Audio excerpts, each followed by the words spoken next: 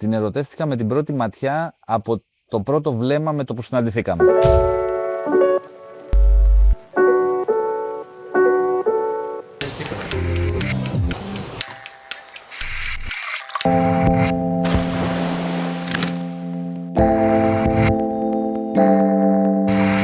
Ήτανε κεραυνοβόλο σε όλο το μεγαλείο.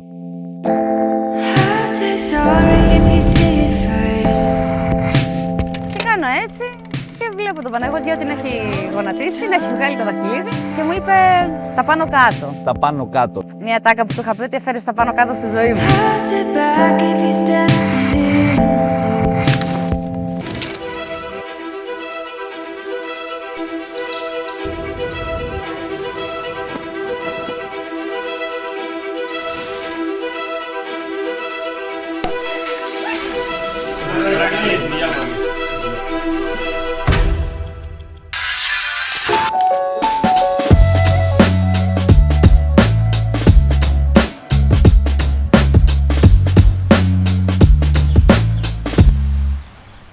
Άλλο, να σου έκλαιγα εγώ πριν, θα κλαις εσύ τώρα, τι θα γίνει.